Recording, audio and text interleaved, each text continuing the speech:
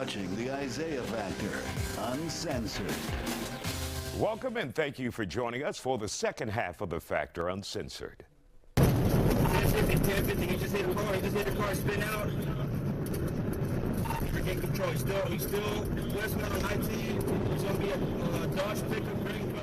He was considered hell on wheels, and now 39-year-old Michael Hellcat Wilson from San Antonio has been sentenced to 10 years behind bars for felony evading in our neck of the woods.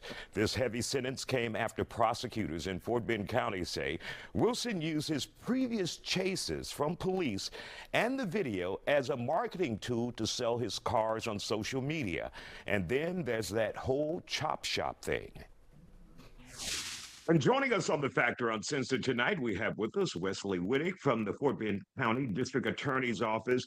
You guys have an interesting case that involves a man running from police in his vehicle, but also posting some of that on social media to spur sales. Wesley, tell us a little bit about that. Yes, so it starts off as a regular evading case. I hate to say regular, but essentially running from the police. And this guy didn't just run, he disappeared. He pulled in front of a trooper and, just punched it. And you don't see him for another 5 minutes. He was gone. And if it hadn't been for the traffic congestion on I-10, just west of Brookshire, I don't think we would have seen him again. But he got bound up, and the officer and the trooper caught up to him, and he crashed out. You know, he couldn't weave around the traffic. It was too tight, and he wrecked out. Thank God nobody was hurt. And you're talking about, I think, a speed of over 100 miles per hour, or right there at 100 miles per hour? Right at 100 when he crashed out was the data from the vehicle. Yeah, and that he had his foot all the way down on the pedal. Now, after that crash, is he okay? And everyone involved, including the trooper, are they all okay? Yes, everybody's okay. He had... this is Michael Wilson. He had a female in the car and a dog in the car. They're both okay. He bounced off of a barrier and then I think off of a semi truck. So that not a lot of damage there to the truck. So and nobody else ran into him or crashed in any other way. So again, incredibly lucky. Now, you guys began some investigating and you realized there was some method to this madness that you guys were seeing with Mr. Wilson on the streets of Texas. Yes, sir. So he's from San Antonio, and he's got some trouble going on over there. I think he's involved with the chop shop and some of this other evading. I know from here he left us and went to Guadalupe County, which is just this side of San Antonio, to answer for the same kind of charges there. And what we found out through his Instagram account, which was deactivated shortly after this, was that he had several videos of doing this same thing. As a way to advertise his ability to source and sell Dodge Hellcat Chargers. Wow. And so, putting lives at risk, I would assume, yes. If you're driving close to 100 miles per hour and all to sell a vehicle. Or was selling a vehicle kind of happenstance, a byproduct, or was it all orchestrated to sell a vehicle, to create that video, to make that car sexy? Yes, that's what we believe, that the videos on Instagram were tip marketing.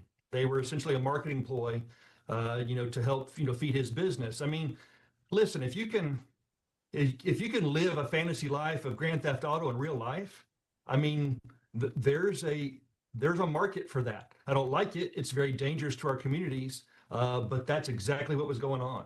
Wow. And so he ended up in court. You guys took it to trial. What happened in the case against Michael Wilson? So he confessed at the scene.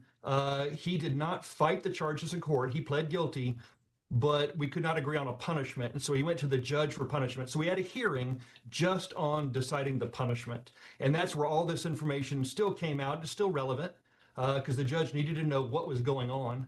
And after showing that this was his life and the way he does things, the judge gave him the maximum sentence, 10 years in prison. Wow.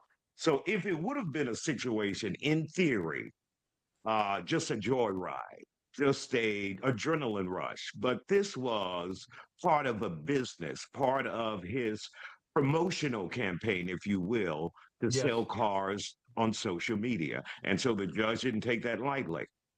That's correct. I think it's incredibly reckless, and this was a normal course of business for him, was to not give a care about anybody around him, the streets, the citizens, the communities, and we don't want that here. And what would be your advice to people who push the envelope, Wesley, on social media? You know, many times you see young people, they're looking for popularity, likes, and clicks, but sometimes you end up crossing that line. Yeah,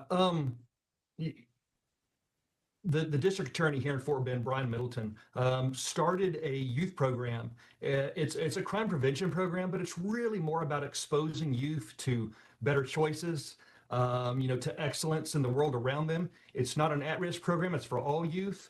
And so we see and try to influence in a positive manner these kind of behaviors, right, before it grows into an adult criminal record that doesn't go away, or if somebody gets hurt, even if you didn't mean to. And so what we would tell people is, listen, if you want to play the video games, play the games, right? But don't bring that into the streets in real life, and don't fall for whatever influencer is doing on their channel. You don't know whether it's staged, whether it's real, and they want it to look real. In this case, it was real.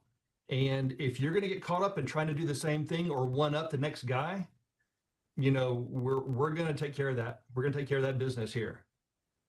All right. Wesley Wittig, who is with the Fort Bend County District Attorney's Office, we appreciate your time and that valuable advice for those on social media out there as well. Thank you for joining us here on The Factor Uncensored, sir.